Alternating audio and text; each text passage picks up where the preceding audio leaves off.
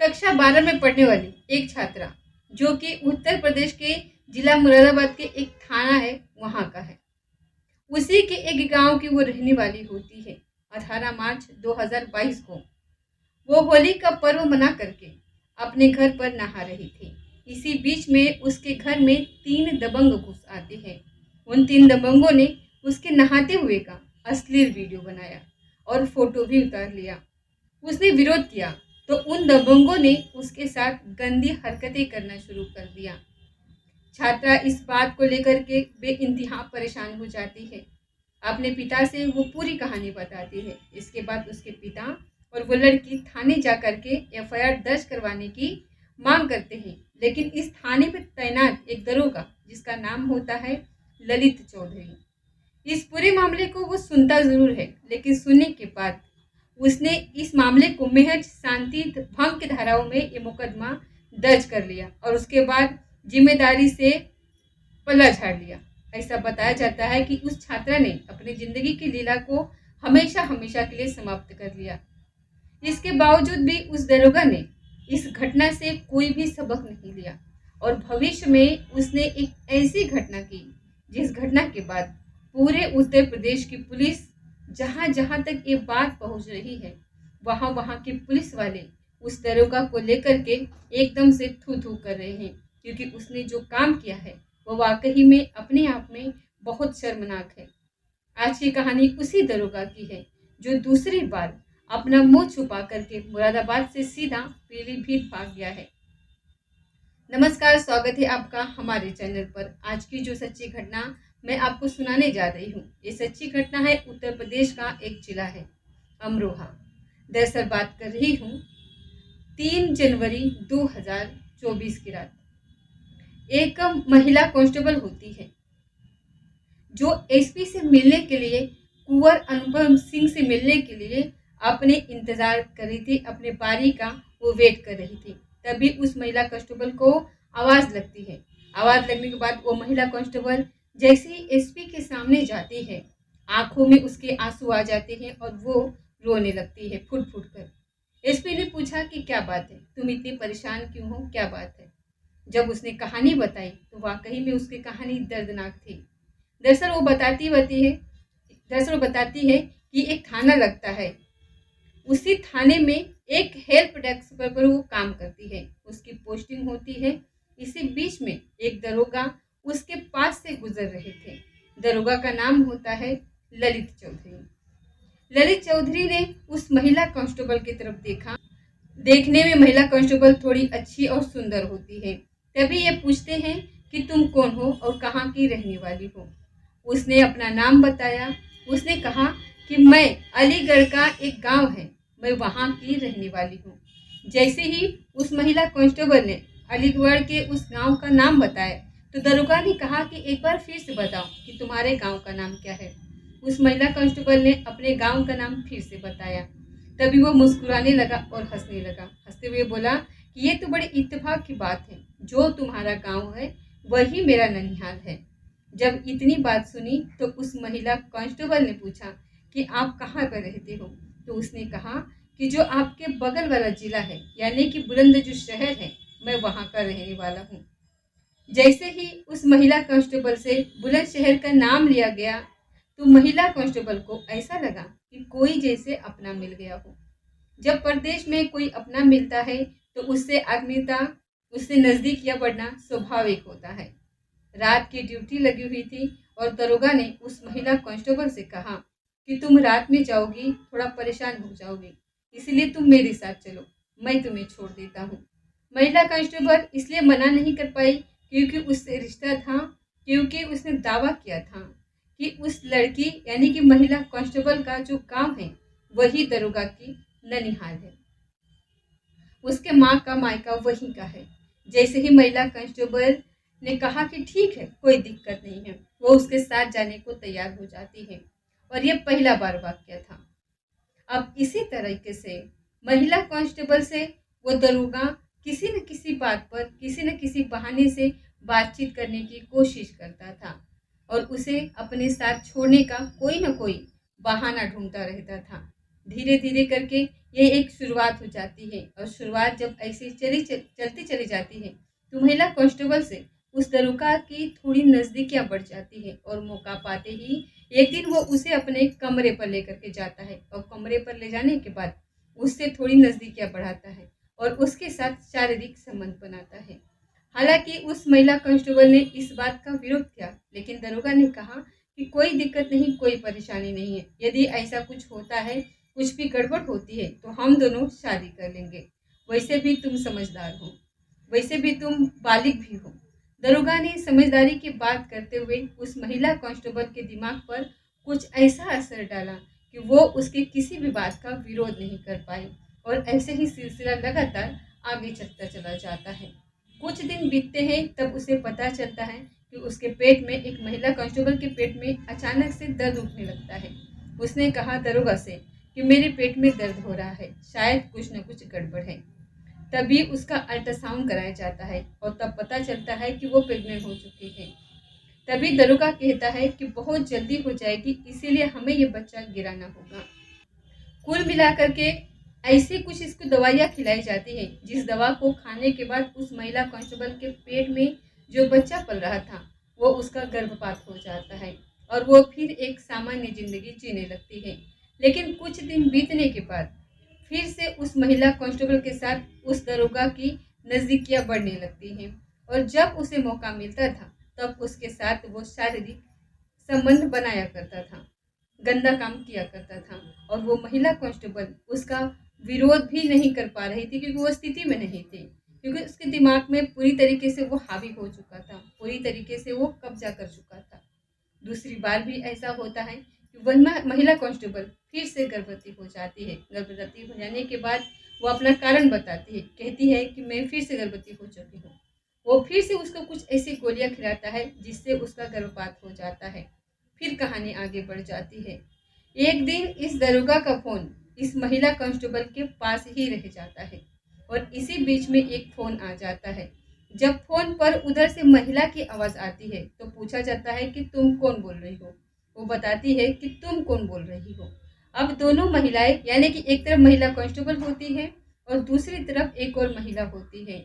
उस महिला का दावा था कि वो उस दरोगा की बीवी है, उसकी पत्नी है। इस बात को महिला कांस्टेबल भी जानती ही नहीं थी कि ये दरोगा शादीशुदा है और इसी बात को देखते हुए पूरी कहानी सुनी हो जाती है। महिला कांस्टेबल अपनी जिंदगी से जुड़े हुए कुछ सच बताने की कोशिश कर रही थी। अब उस महिला ने बिल्कुल सुनने को वो तैयार नहीं थी। इस बात पर भी इनकी कुछ कहा सुनी हो जाती है, कुछ बात आगे बढ़ जाती है।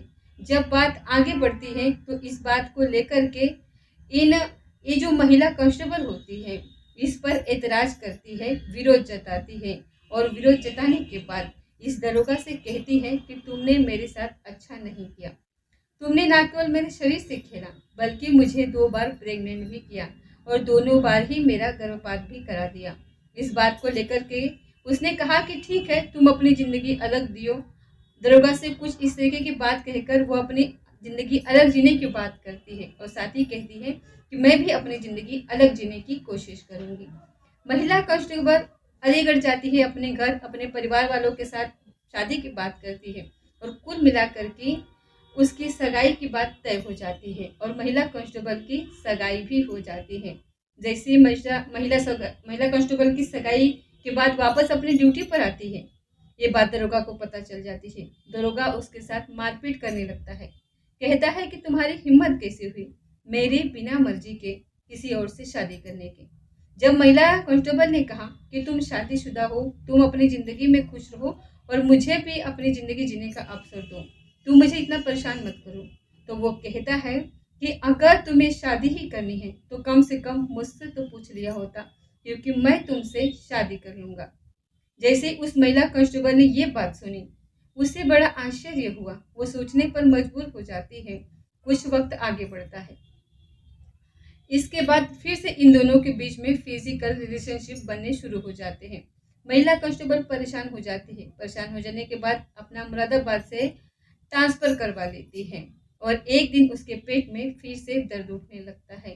यानी कि 19 दिसंबर 2023 को जब उसके पेट में दर्द उठने लगता है उसने जब अपना चेकअप कराया तो पता चलता है कि वो तीसरी बार भी प्रेग्नेंट हो चुकी है और इसी बात की जानकारी वो उस दरोगा को देती है। दरोगा ललित चौधरी से कहती है कि मैं तीसरी बार प्रेग्नेंट हो चुकी हूँ, आखिर बार करूँ तो क्या करूँ।